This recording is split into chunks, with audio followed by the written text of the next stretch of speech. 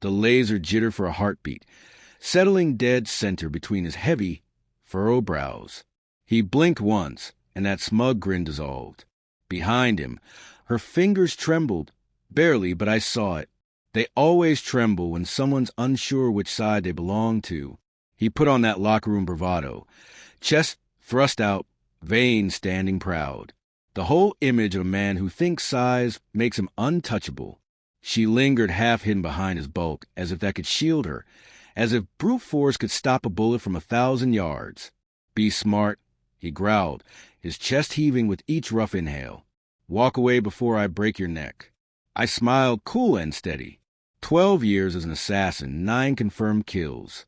5 more never confirmed because I never missed and the bodies were never found. That's the thing about big men. They fall like anyone else, especially when they're not the real target. 3 weeks ago, she murmured a name in her sleep. Someone else's name, soft and breathless. Not mine. I didn't wake her.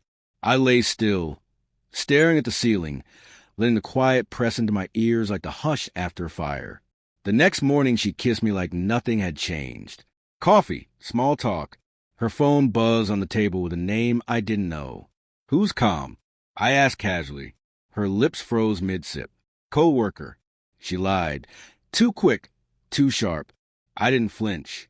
I only smiled and nodded. People expect betrayal to come like thunder. It doesn't. It's quieter, slower, like a fuse burning out of sight. She didn't even know the fire had started. I moved through the days the way I used to move through enemy compounds. Calm, watchful, invisible. I pulled her car GPS history, matching addresses to times. She wasn't working late. She was parking at a high-rise across town for hours. Different nights, same unit number. Cameron lived there. I ran a background check through an old contact at Intel. Cameron Reed, amateur bodybuilder, 2 assault charges dropped. Not her type. Then again, I guess I wasn't her type anymore. Next, a toothbrush in her gym bag that wasn't hers. Different bristles. Traces of cologne I didn't wear. Still, I said nothing. That's what kills in the end. Not the betrayal, not the exposure, but the silence. The envelope arrived at exactly 14:37 on a Thursday. I already knew what was inside. I opened it with surgical care. A DNA report, my name, her name, Cameron Reed, and the prenatal file. She was 6 weeks pregnant. We hadn't touched each other in 9.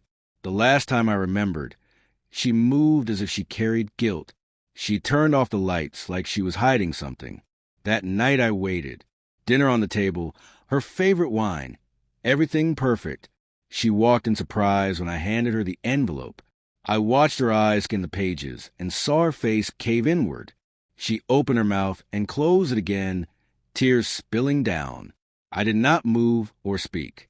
Eventually she begged, said she was confused, said it was a mistake. Funny word, mistake. Betrayal should come with a warning label, clerical error. And there we were again. The cocky giant with mouth too big for his skull, and her pressed behind him, unsure which of us to fear more. You don't scare me, he spat, trying to recover. You're just some washed up. The laser twitched and cut him off. He froze. You see that? I said, voice low, cold. That's not a threat. It's insurance.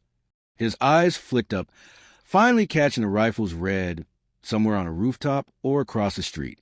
I stepped forward, calm but lethal. She didn't tell you, did she, that she's pregnant with your kid? His mouth fell open, stunned. She didn't tell you because she wanted to keep pretending it was mine. Her face went ashen. I'm not here to fight, I said. I just wanted you to know who you're getting. He vanished. I turned to her. Don't call. Don't follow. Next time I see either of you, it won't be a conversation. Then I walked away, leaving silence behind me. For once, I didn't look back. Some betrayals cut clean. Others leave you bleeding in places no one sees. But I learned long ago how to close wounds without stitches. You stop asking why. You stop needing answers. You accept she wasn't who you thought she was. Maybe she never was. And me, I was always a weapon. She just reminded me what that meant. A weapon doesn't cry. It doesn't beg. It doesn't regret pulling the trigger. It just makes sure it never misses. And I never miss.